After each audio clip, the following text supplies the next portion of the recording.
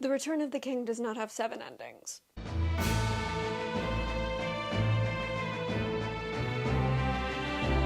I had a very a-linear introduction to Lord of the Rings as a concept, and especially the movie series. As a child, I was in a children's choir, and one year, a local performance venue was doing one of those an orchestra plays the score while the movie is projected situations, and they were doing the Fellowship of the Ring. And whoever was coordinating it was finding local choirs in the area to be part of the choir for the performance. You know, there's vocalizing in the score, and my choir was asked to be a part of this event. So my first ever introduction to the Lord of the Rings was watching Fellowship backwards behind a projection screen and singing all of the Elvish and stuff while the movie was playing. And then I didn't interact with the Lord of the Rings again for a long time. Obviously, now I have my own relationship with it. But that was my first ever introduction to the Lord of the Rings. I didn't grow up with it as, like, a childhood thing. Same thing with Star Wars. That wasn't, like, a part of my childhood, so I don't have the same nostalgic relationship that a lot of people have with it, especially people my age who probably don't even remember the first time they saw any of the Lord of the Rings because they came out when we were little babies. So I just don't have that. I have an amount of nostalgia for Fellowship because of that event, because I saw it as a child, but I also only ever saw it in isolation, so I have a lot of, like, fondness for Fellowship and, like, memories associated with it, even though my memory is horrid. But, like, that's the only one I have that sort of long-term relationship with. I did not watch Two Towers or Return of the King for a long time. We'll get there. In high school, I was like, okay, I should try watching the full series. And Fellowship was on Netflix, which at the time was, like, the only streaming service and the only one that I had access to. So I rewatched Fellowship one time in high school, and the other two were not on Netflix, and I had already gotten a virus on a computer due to pirating too many movies, so I didn't seek them out, and I didn't watch them, and I just watched Fellowship that one time, and that was it. So it took me until college to start having any kind of exposure or relationship to, like, the nerd franchises, other than the franchise which shall not be named. We're not going to talk about that. My college friends were aghast that I had not seen Star Wars specifically, and they sat me down and they were like, we're watching Star Wars together and you're gonna like it. And I did. And that's a whole other conversation. But in the middle of my college tenure, lockdown started, and one of my lockdown activities was to read all 3 Lord of the Rings books. I had found this 3-in-1 copy at my local used bookstore years and years before, but I'd never actually sat down and read them. I tell a lie. I'd read Fellowship, and only Fellowship, for a book report in 5th grade, 4th grade, 5th grade, and I don't think I was ready for it then, because my entire report was complaining that the plot would go on for 3 seconds and then it would screech to a halt so that we could spend 20 pages talking about the backstory of the character that just got introduced. Or was it The Hobbit? I don't remember. Again, memory, horrible, bad, not good. My memory's quite bad. It was either Fellowship or The Hobbit. I'm pretty sure it was Fellowship, but I was like, this is not enjoyable. Why are we spending 700 pages on the backstory of a character that we just met 3 seconds ago? Where's the story? And then later in life I would have similar criticisms of Anna Karenina. Lev Tolstoy loves to grind his plot to a screeching halt to go on a rant about the proper way to harvest wheat. Anyway, so finally, in lockdown, I tackled this behemoth. I do love that I own this now. It does look quite scary. It's like 1,100 pages. 1,100 pages. At this point, I still had not seen Two Towers or Return of the King, but I finally finished all 3 books, and then it was time for a full trilogy watch. And, I had heard forever in, nerdy circles that The Return of the King, the movie, has like 7 endings. Everyone has said forever that Return of the King has 7 endings. And I was ready to experience 7 different movie endings. And I sit down and I watch the movie, and of course it's wonderful, and then it's over. And I'm staring at it, I'm staring at the screen going, where are the other 6 endings? There was just 1 ending. Where are the other 6 endings? And, talking through it with other people, the arguments were made about where the other endings could be. But I'm sitting there going, I did not feel like the end of the movie was reached, except for one time when the movie ended. I don't understand what all these people are talking about. And at this point, I've now rewatched the full trilogy 3 times?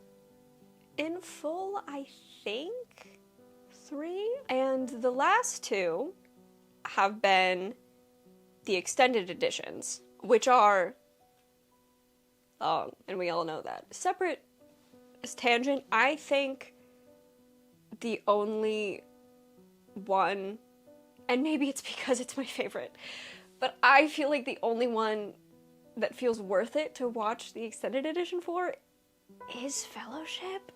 I'm sorry. I just feel like the other ones, I don't feel like I benefit from the extra length for the other 2. And maybe that's because I like Fellowship the most, and Fellowship I think has the best vibes, and controversial and wrong, I'm gonna be loud and wrong for a second, I feel totally satisfied when I finish Fellowship. I feel like I don't need to keep going. I know the story's not over. I know that, but I don't have... I wasn't introduced to the story as a full, complete package, so I feel emotionally fulfilled and satisfied when Fellowship ends. And I know that's wrong, but I'm totally fine watching the extended edition of just Fellowship and then watching the regular length versions of the other 2. Even though I've, exclusively watched the extended editions of Two Towers and Return of the King the last couple of times I've watched them. Anyway, the point is, I have just finished a rewatch of the entire trilogy, and I just finished Return of the King this morning, because I couldn't finish it when I started it a couple nights ago, because it got to be too late. I've just finished it this morning, and I took notes. I wrote down all of the places that I think conceivably one could argue is an ending. There are a couple of places that other people might argue that they are endings, and I'm going to disagree. I disagree with the fact that any of them are endings, and that's the point of this video. Everyone has said for my entire life that The Return of the King has 7 endings, and I'm here to tell you that they're wrong. I have also not consulted any forums or blog posts about this. This is my opinion that I have formulated on my own, I promise. I don't know who I'm justifying myself to, but there you go. By my count, there are 5 arguable endings in Return of the King. Only 5. I'm aware that 7 is just a number that people say for hyperbole reasons. By my count, there are 5 possible endings, and only one of them is the ending. Ending number 1, Frodo and Sam hug on Mount Doom. In terms of visual language and cinematic storytelling and tropes, I see why one might think that there are indications that the movie is over. That Peter Jackson is telling you, we're closing the book. It's a beautiful, intimate shot of these 2 best friends. That's a different video. These 2 best friends hugging each other, finding solace. They've achieved their goal. The mission is over. The music swells, fade to black. Okay. Yes. Visually, that's what's happening. Visually, that's an indication that we might be done now. However, thematically, it doesn't make any sense for that to be the ending at all. The entire trilogy, the whole time, the entire time, Sam and Frodo have been going back and forth about if and when they are going to go back to the Shire. That's part of Sam's arc, is at the end saying, I don't think there's going to be a return journey. When the whole time he's been like, oh, we're saving food. You know, I'm planning and rationing so that we have enough for when we have to do this whole thing over again and go back the way we came. When we go back to the Shire, all they've been doing is talking about the Shire. Frodo, at the end, says, you know, he can see the strawberry fields and he can see the Brandywine River. Why would we end the movie without the boys getting to go home? That's such a huge part of their arc, is talking about whether or not they're going home. Why would we not see that? Why would we end the movie with them just hugging on an exploding mountain, probably to their demise, without getting to see them go home? Why would Peter Jackson do that to us? I didn't think he would, and he didn't, because the movie continued. So in that moment, I didn't think the movie was over, and then it wasn't. So that's not an ending. Case closed. Ending number 2. The Fellowship reunites.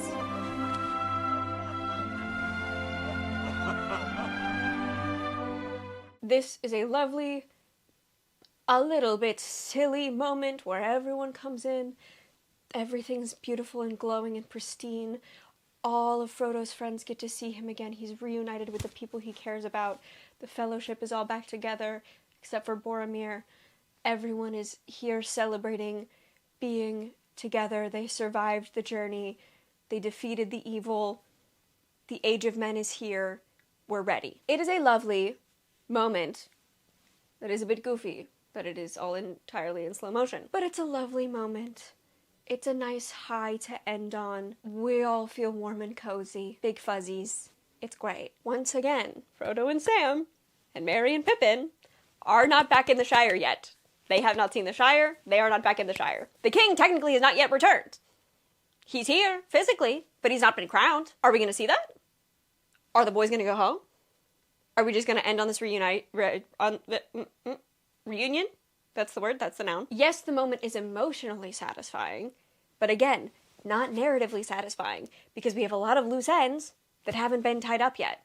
And in this big, long epic that's already 4 hours long, you think we can spare an extra 15 minutes to see the king return and the boys go home. So no, the Fellowship reuniting is not an ending. Ending number 3, the end of the coronation.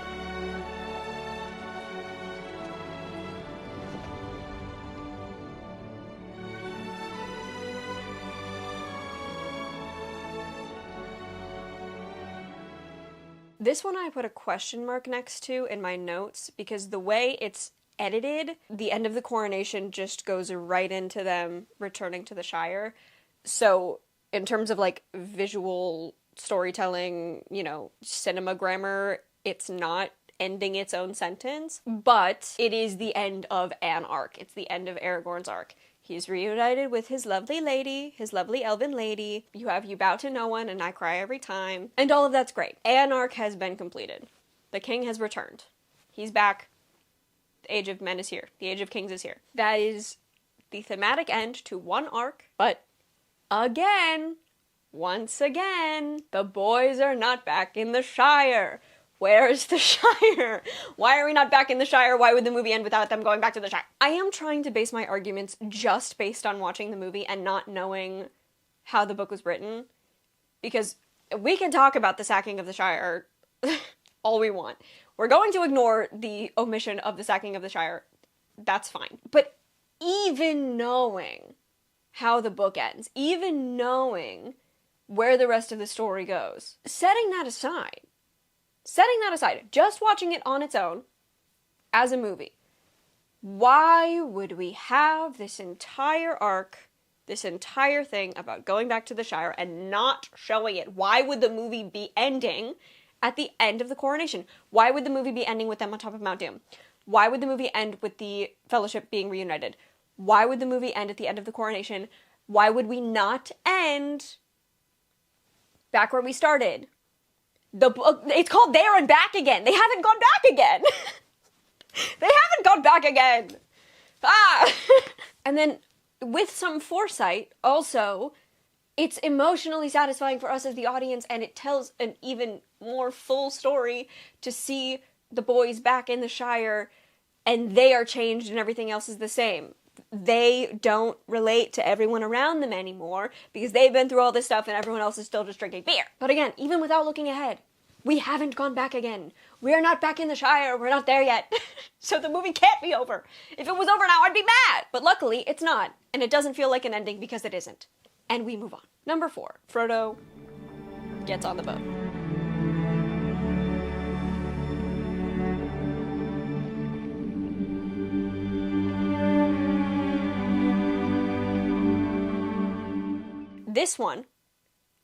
This is the only one where I see a valid argument that this one feels like the ending.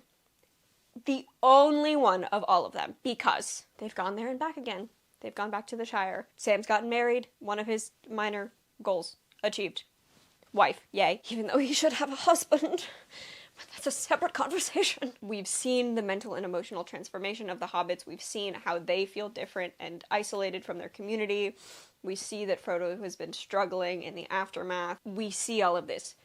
The catharsis, the final moment of Frodo going into the West, of everyone, not being left behind, but everyone having new lives to start. There are still more pages for Sam to fill. That does feel like a satisfying ending. I think my feeling of this one not being a true ending is colored by the fact that I read the book. And I knew it needed to end with Sam. But I think if I hadn't read the book, this one, I would feel like could have been the ending. However, if you have read the book, or you already know what's going on, there is a very strong argument to be made that Sam is the real protagonist, or at least is a very strong secondary protagonist, but ending it with him, and, passing the torch, passing the story from Bilbo to Frodo to Sam, because it shouldn't end with just Frodo. Frodo also needs to pass the book on to somebody else, hand off the story. We need to end with the new storyteller, the new ring bearer. Not literally the ring bearer, but the person carrying the tale. I'm using ring bearer as a metaphor for the person who is carrying on the story. Sam is now the new ring bearer, or the torch bearer for the tale of what happened. Ending on him makes the most sense to do. And the book ends that way. So if I hadn't read the book and Frodo sailed off into the sunset and that was the end, I think maybe that would have been fine. So this is the only one where there might be a valid argument, but I still don't think it is the ending. Obviously, it's not the ending because the movie keeps going. But again, watching it for the first time, and it was, extremely fresh in my mind what happened in the book because I finished reading it in that same day we watched Return of the King. So that one has merit, but I'm still disregarding it. Ending number 5. The real ending. Sam is back. Well, I'm back. When I watched this for the first time, and every subsequent time I have watched these movies, this feels like the ending. This is the only moment for me, according to me, where I feel emotionally satisfied, like all of the arcs have come to a close, like everything's been wrapped up, and this feels like the button. This feels like the beautiful the end illustration on the last page, the storybook in an old Disney animated movie where they're closing that last illuminated page. That's what this feels like to me. All of the other endings don't have that same beautiful golden door.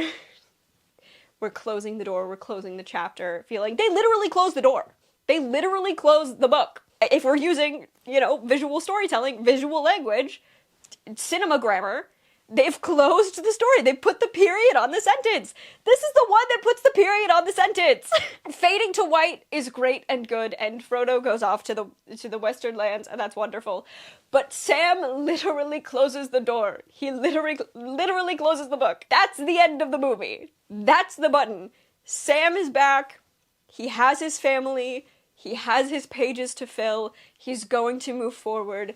the end. That's the end of the movie. That is the end of the series. That is the one that feels emotionally and narratively satisfying. I don't know why we all have told ourselves and we're all saying the same sentences of, oh, there's 7 endings. There's one ending to this movie. There's one ending to this movie, whether or not you've read the book. If you are using your eyes and critical thinking skills, and you're not just like, oh, well, there was a fade and the music swelled, so that means it's over. That's not how endings work. Yes, that's how movies signal that there are endings, but that doesn't mean it's over. Because there's more stuff to do. There's still more stuff to do. How are you satisfied with it ending with Sam and Frodo about to blow up on the side of a mountain? You're satisfied when the Fellowship reunites, and you're like, oh, that's nice. I don't care if the king gets crowned. I don't care if the boys ever go back to the Shire. The one thing they wanted to have been talking about this whole time for like 12 hours.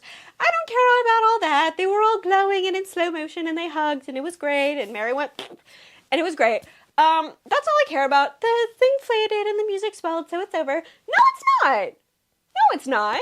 No, it's not. Come on. Come on. Like, can we be honest with ourselves? Why does everyone say this? Why does everyone say this? Why does everyone say this? Why? I was so baffled the first time I watched this movie because I was expecting 12 endings. I was expecting to feel like it was over and then, oh, it's still going. And it never felt like that. We got to Sam closing the door and I was like, oh great, the first ending. Cool, I'm ready for more. And then it was over. And then that was the end. And I was like, I have been told my whole life, everyone has said, oh, Return of the King has 7 endings. Return of the King goes on forever and ever and ever, and there's 12 endings, and you just never know when it's going to be over. You feel like it's over, and then it keeps going. And I was ready to experience that, and I didn't. I was so ready to feel that way, and I never have. I never have. And I went into this rewatch with my critical hat on, and I was like, okay, let's find the endings that everyone's talking about. And I could find maybe 5. 5 if I was stretching it. 4 if I'm being, 4 if we're putting our foot down. 5 if I'm being generous. But even still, why? Why? I just don't get it.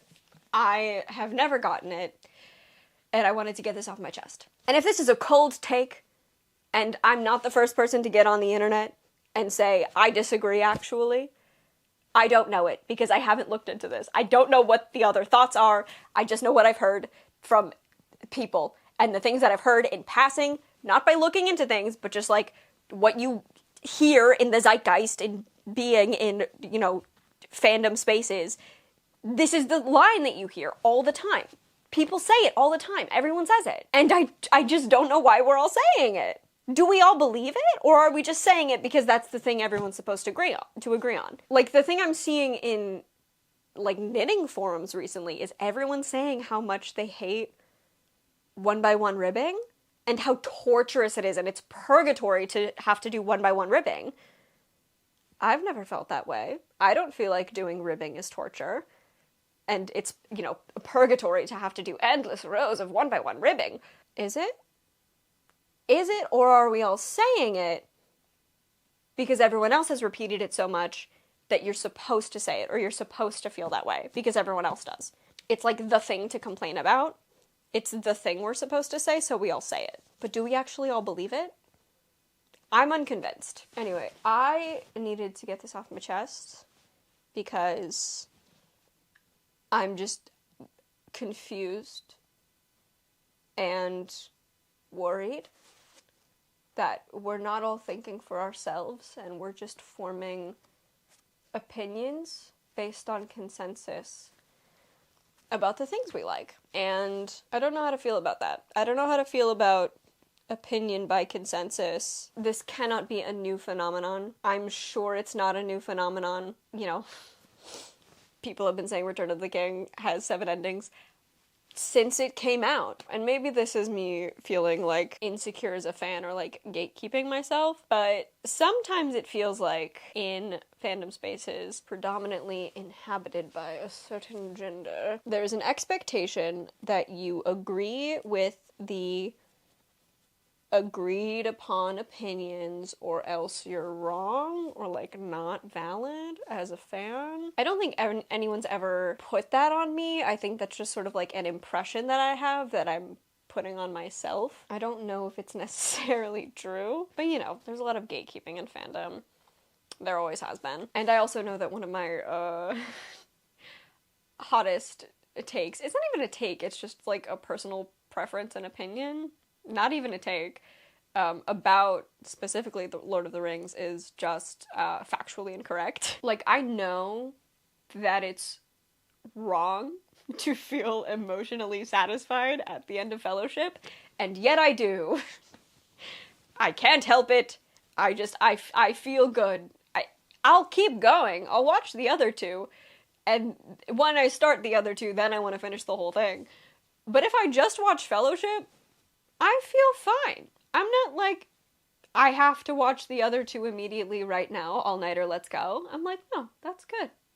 I could, honestly, at the end of Fellowship, I feel a stronger urge to rewatch Fellowship than I do to continue the whole trilogy. And I know that's wrong! I know that's not right. That's not how you're supposed to feel. I just had a weird introduction to the Lord of the Rings, okay? Anyway, Return of the King has one ending. Not 7. Not even 5. Not even 4. It has one ending. And that's that on that. Please appreciate this thematic outfit that I've worn just for this occasion. This is also something I would wear anyway, but I picked it special just for you.